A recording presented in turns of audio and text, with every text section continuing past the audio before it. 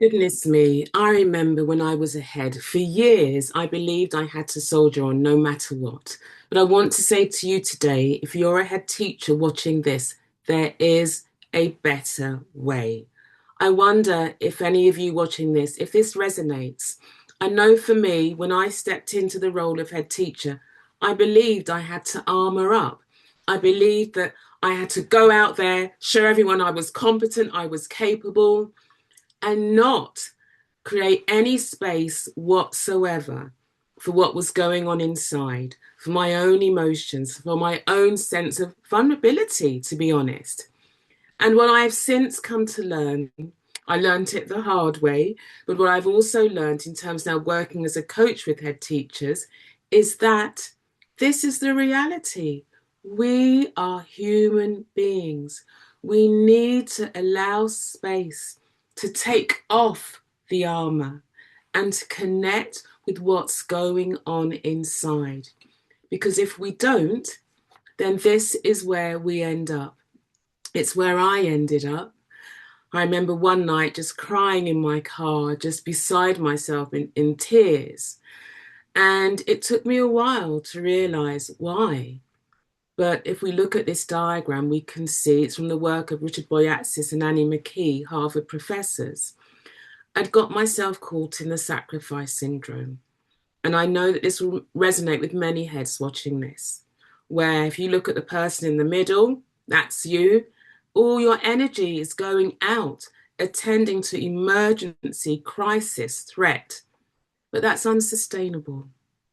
And if you are giving without receiving, leadership becomes reactive and you get caught in this cycle. And to again quote from Richard Boyatzis and Annie McKee, what they say is that when when leaders get themselves caught in this way of being, they become trapped. Dissonance, that feeling of things not being right, feeling out of sort, it becomes the default. And worse still, individuals normalize it, and the education sector, I believe, normalizes it as well.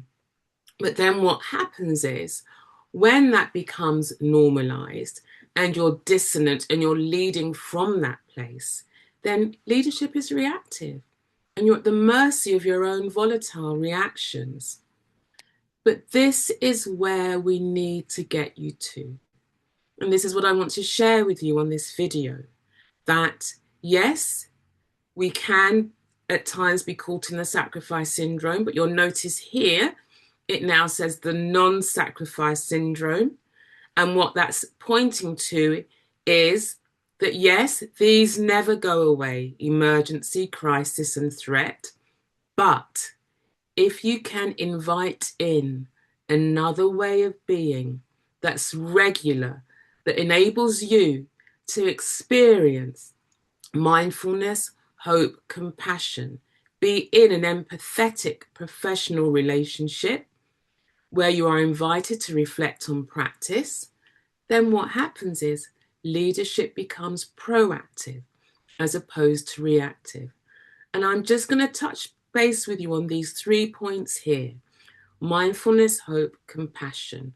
What I have learned in terms of how it's made me a better leader, but also in terms of the work that I do with head teachers who are seeking to break out of the sacrifice syndrome. So what we need to recall is, it's when we talk about hopefulness, we're talking about how you can hold on to that sense of things will be better, even in the midst of difficulties. Compassion, what does that mean in terms of really taking care of yourself and those you are leading?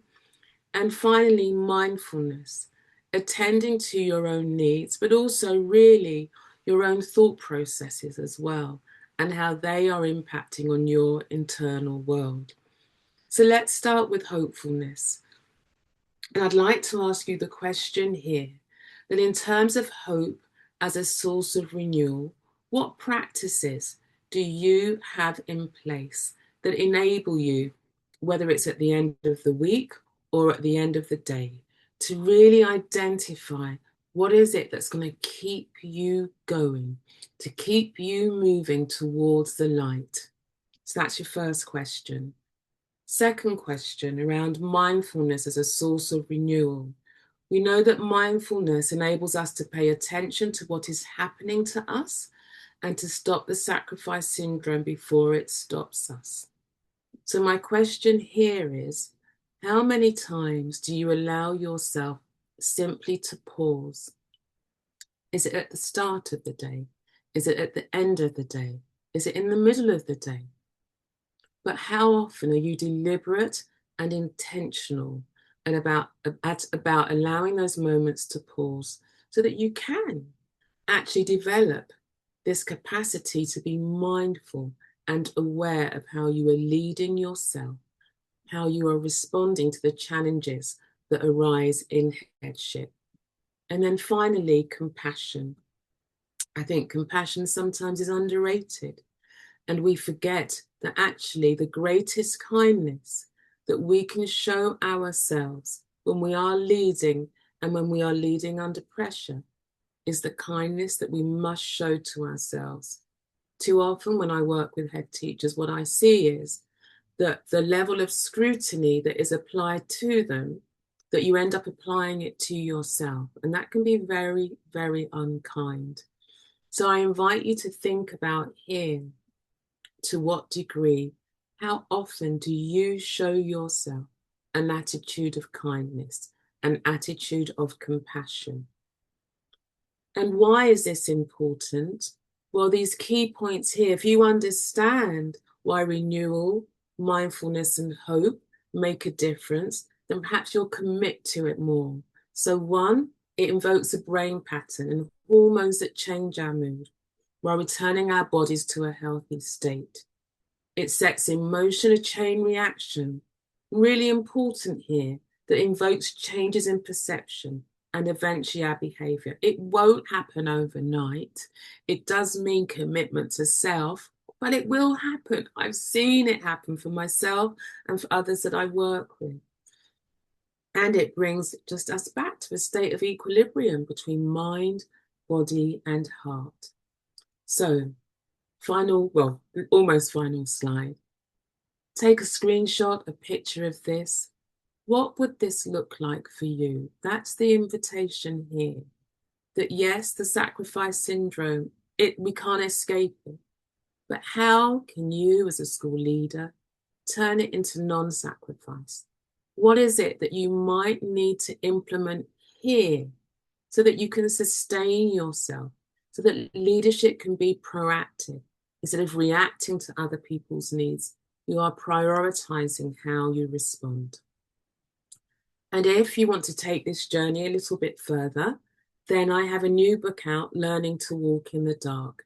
And it's full of coaching questions, type of questions that I would ask individuals that I work with who want to go on a deeper walk, understanding how to break out of the sacrifice syndrome and to answer the type of questions that will lead you to a greater place of renewal.